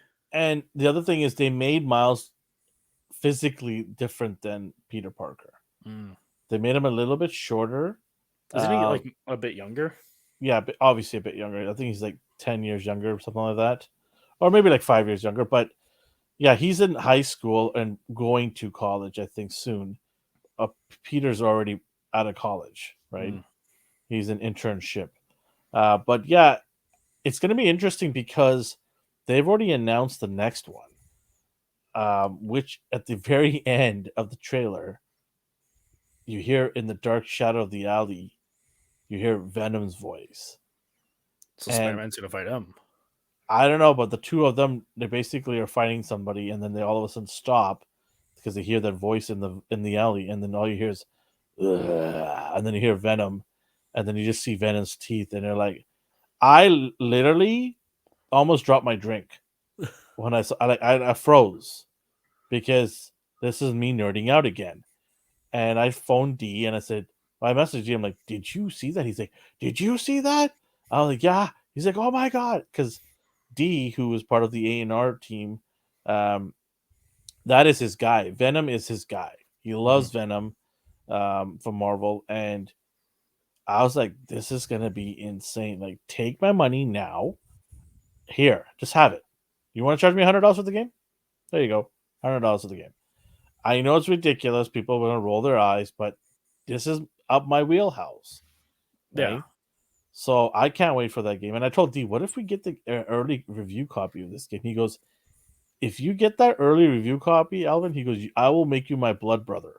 He'll just straight up adopt you. Yeah, he goes, you will be my blood brother if you do that for me. So Alex, let's get a hold of Sony and see if we can get an early copy of that game. I think Insomniac makes that, don't they? Insomniac. No. That's bombard Insomniac, spam them, do whatever we got to do.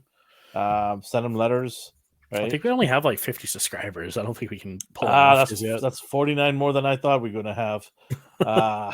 I'm one of them. My mother is the other one. No, just, oh my gosh. I'm kidding. But hey, listen, if you're wondering, there are only 50 subscribers here. Why should I subscribe to this channel? Well, we're giving an Xbox away. So Xbox, which one? Series X. Is that the best one? Yeah, it better be. So that's what the guy told me. Yeah. If you want to hear our Xbox debate, watch last week. Oh my god, no! Let's don't do that to me. Oh my gosh. We were like, no, but you know the funny thing is, somebody actually online, I can't remember. I want to give credit where credit's due, but somebody online, I don't know how it came onto my algorithm. Somebody made a compelling story that why the Series 1 is the best console in the last 10 years. Okay. And they had I'm going to try to find it in my history, but what they said was because it's smaller, it's compact, it doesn't push out more heat.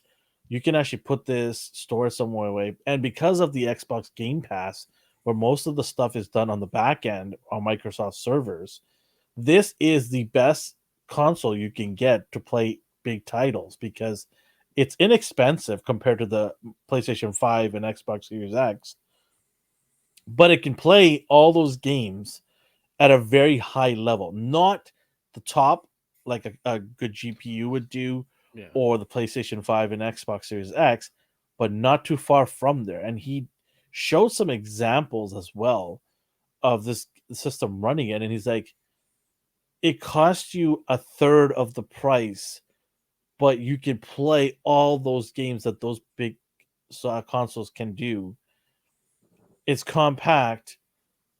It doesn't shut off heat. You can actually tuck it away. He made like a clamping for it, and he actually tucks it in his drawer and flips it over. So it's seamless underneath his TV. He did it. I'm going to try to find this guy, and we should, talk about some of these big YouTuber gamers and stuff like that, what cool things they do, right? I definitely want to talk about that too as well down the road. Speaking of YouTube gamers, I saw a guy, it looks like he's like a woodworker by trade. And he's like, I'm going to make the thinnest PS5. Wow. And so he made his own shell, which was like this thin. Oh, I think I've seen this. Yeah. And he just like, he opened a PS5. He's like, well, what do we not need? Okay. Yeah, he made his own circuit board and everything. Yeah. It was awesome. I was like, man. Yeah. And so he's like, if I can do it, Sony can do it. So Sony, just do it. Oh, Sony will do it just whenever they can actually get PS5s. Speaking of PS5s, GameStop actually put it on their website. Now they're selling bundles for PS5. So looks like PS5 bundles are coming now. It looks like the worst is behind us in terms of COVID delays for shipments. We're starting to get back into normality. I think springtime next year, I think we're going to be getting back to the norm of being able to go to a store, getting a video card, a PC component, or PlayStation 5 or an Xbox. Xbox never been an issue to get for me. I always got Xbox. In fact, I actually turned down GameStop because they kept calling me for Xboxes. I just basically went to like 17 different GameStops in Lower Mainland and put my name down for a pre-order. And then I didn't realize that they were all going to get it out once, and they just all called me one day. And I'm like, I'll take the two closest ones to my house. Right? So, but yeah, Xbox I never had an issue with. PlayStation 5, yeah, it was a bit of a challenge. I do own two of them, and I'm not bragging, but what I'm saying is the only way I got it, and if you're still struggling to get a PlayStation 5, is go to Twitter, follow. There are people out there that do alerts for when a store gets it online. So I can't remember the gentleman that did mine, but it's not hard to find. Just do like PlayStation 5 alerts, and Twitter will find you the relevant people to follow. And they will send out a tweet once a Walmart or a Best Buy or an Amazon gets their load of PlayStation 5s. And then you just basically leave a notification on for that follower. And then when they get the tweet, click on the link that they have on there, and then off you go. That's how I got my second PlayStation 5. PlayStation 5 The first one I got lucky because I knew somebody at GameStop and they put me down on the list. I got it that way. But the second one was somebody I followed on Twitter said, "Hey, Walmart's got PlayStation 5. Here's a link."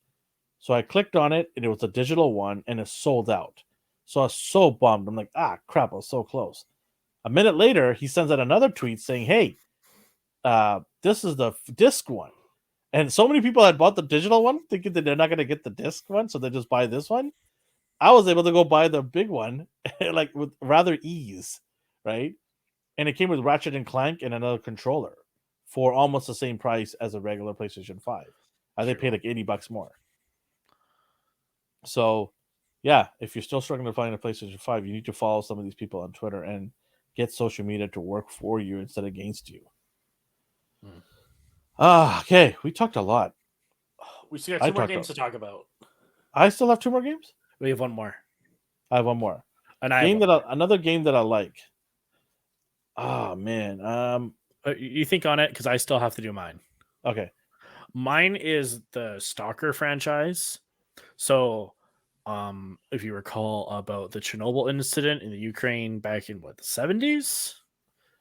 So this game takes place there, where it's about treasure hunters that live in the area, because they're like, hey, there's like some weird like radioactive anomalies here, and artifacts make some pretty good coin if you get some. Mm-hmm. But there's also some like military groups that are just hanging out fighting each other because who knows why.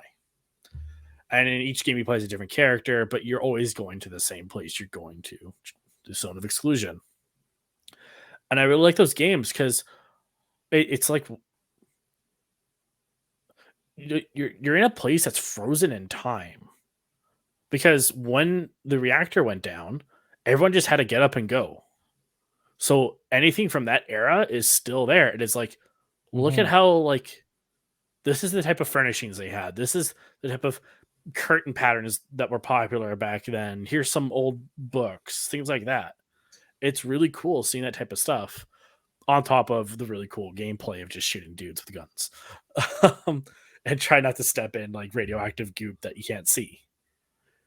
It's a lot of fun. You get to like lurk around areas that you couldn't go in real life because it's just too dangerous for whatever reason. Like maybe that place is going to crumble any second, or hey, there's too much radiation here. You shouldn't go there. Things like that. And the stories aren't always the greatest thing. It's sometimes they'll just like, hey, there's a rumor of an artifact. If you find it, it grants you any wish. I found that artifact and I ended up dying at the end of the game. Because I think like, oh yeah, I got it. But no, the whole roof just collapsed on me and I was dead the whole time. But whenever games take place there, I love buying those games. Because, I don't know, I just love this area. It's like, oh, this place is very empty. There's no one around except for a few stragglers and they want to kill you. And I just love that. It's almost like playing... A good way to put it is you're playing Call of Duty on an extreme Call of Duty Warzone because they have a huge map, but it's you versus like 10 dudes. And that is just fun because you get to explore and there's not too much chaos. Mm-hmm. I love those games. They have the second one coming out. Who knows when? They announced this over a decade ago, but since it's a Ukrainian developer, who knows what's going to happen in light of current affairs, which is very heartbreaking because there's a lot of games and websites I enjoy from the Ukraine, but it's like, we can't do this right now because some idiot is doing some dumb shit. Yeah. My game that I love, well, it's a trilogy, and I just spoke about the newer version of it, God of War, with the Greek mythology trilogy. Up until then, I never played a game that spectacular in terms of scope, like how the enemies are so gigantic in front of you. Are we talking the first three? Yeah, the first three. Like how you see this mythological beast, and you're like, how is this dude with some chain and axe going to beat this massive beast? And how am I going to control all of this happening on the screen? Like the thing takes up 90% of the screen. So how do I beat this thing? And I thought the way they did it, where they had to smash this button quickly, or hey, you're gonna run up here and you're gonna take this chunk off first of him, and you're gonna slowly make your way around this behemoth of a beast and chip away at it, right? Mm-hmm. And then the game itself, like how the more angry Kratos got, the better the game was for you.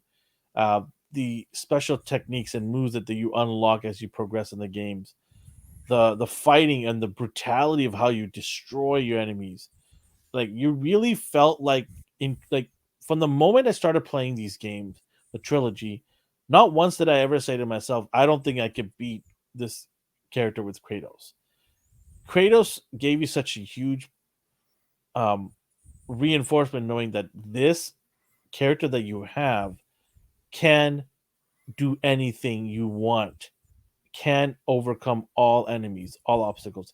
Even there was a part where I had to fight against Hercules, Whoa. and Hercules was like, you hear that doof doof doof, and then you just camera pans up and you see Hercules, and he's a man of a man, like a mammoth of a man, right?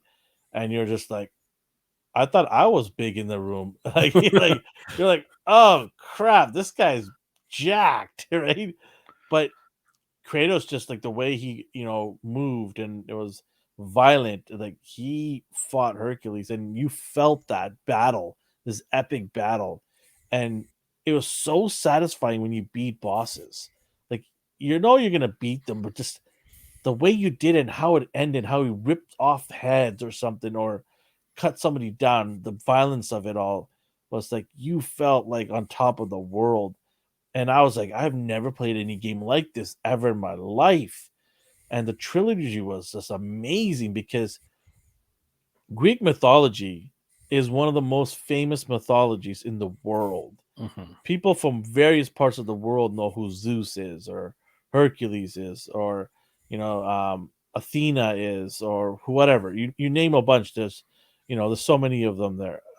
And to meet these characters, to interact with these characters and what they're trying to do in the game. Some of them will try to trick you, some of them will try to be your friend, some of them will be your friend and then backstab you at the end, kind of thing.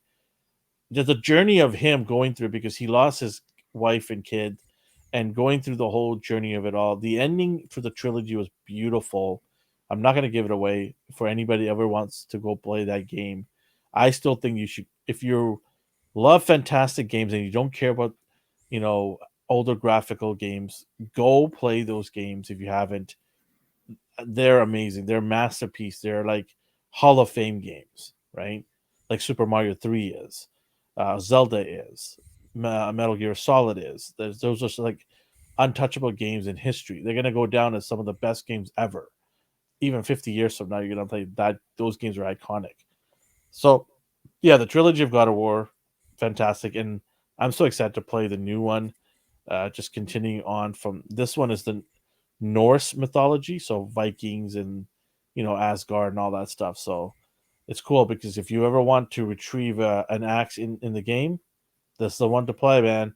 Everyone wants to be like Thor, right? Kratos is actually like Thor in this game, where you just throw an axe and it comes right back to you. But yeah, God of War trilogy. Where do you Did think the next trilogy is going to go? I If they hope it did goes. one. I hope it goes Egyptian. Well, I'm thinking timeline. So, Well, why would you think timeline? well, you'd go forward in time, wouldn't you? I don't think it matters. No? You think you just can ignore that and just like, no, we're going Egyptian.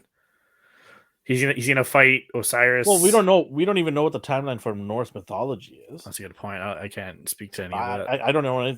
I don't know enough about Norse mythology to tell you the timeline. So I know it's old. you just want him to fight like Egyptian gods. Well, how cool would it be? There's so many cool. great. Next to Greece, Egypt is some of the biggest, names out there. I want him to slide down the pyramid. No, run up the pyramid to jump on like a giant god. Oh, yeah, the Sphinx. He has to fight the Sphinx. That's how he lost his nose. Yeah, there you Right go. off. See, there you Cut go. off his wings, cut off his nose. Da-na, da-na. The big. orchestra song background Pulls music. out Medusa's head, turn it to stone. That's Greek. I know, but he had it from the other game. Oh yeah. And then can stop the Sphinx. You know, how about those jackals, those black jackals that you see in Greek mythology? Oh, did I say it was Osiris or is that Isis? That's not Isis. No, Isis is a god though. Osiris is yeah, there's so many. Like you can even have King Tut. You can have Ramses. I want Ramses II to show up. Oh He's gonna man. fuck shit Like up. what about a giant crocodile in the Nile River? Oh, what's that one? I want forgot the name. I want the hippo lady from Moon Knight. Oh god.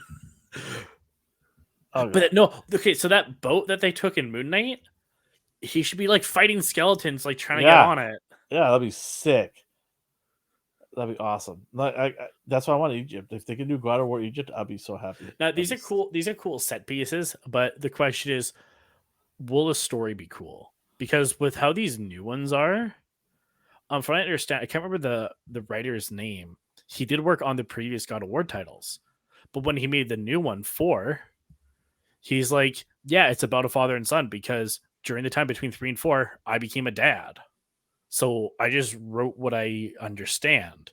So I because write what you know, right? So I wonder, like, if we're going down the road past the father and son story, maybe the son takes over. But if you do a God of War without Kratos, it's gonna fail.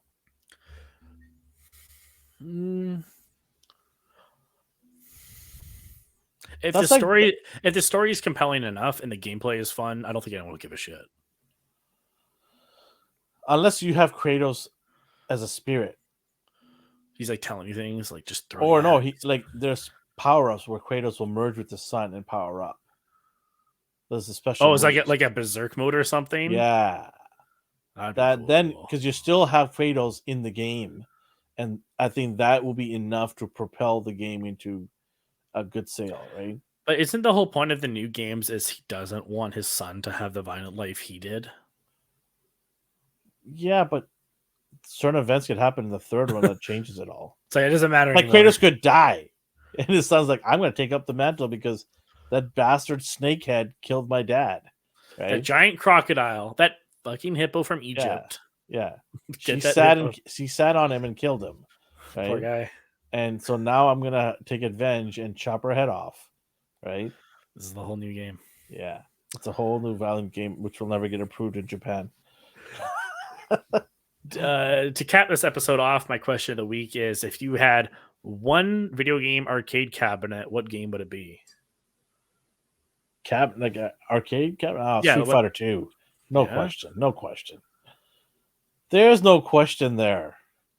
Street Fighter 2 Turbo Edition or regular edition, I'll take it. Sick. Yeah. I would pick Metal Slug. Because I think that was like the first arcade game I ever played. Oh, that's a good one too. Yeah. I'll take any of the Metal Slugs. I don't care. I would take Contra. There's a lot of money spent on Contra from my college funds. Damn. Oh man. All right. Yeah, we talked enough here. We hope I'm surprised we talked as much of Call of Duty as we did, honestly. In my mind, I was like, we're not going to talk too much about that, but you spent like half an hour. We know how to extend things that are not extendable. But yeah, we had a good time talking. I hope you guys had a good time. If you did and you're new here, please hit that subscribe button. Show us some love. Grow this channel. Let your friends and family know. Your uncle know. Your neighbor know. Even the paper boy. Well, there's paper boys anymore? No, there's no paper boys. Maybe in some rural states. But let them know to click on this channel because when we get to 1,000, we're going to give an Xbox Series X away. I want to really give that away because it'll be so cool to have someone have a new system that they can play awesome games on. So let's grow this channel. YouTube algorithm, please push our video out. We do an awesome job. Anyway, say bye, Alex. Goodbye. See you next week. Bye-bye.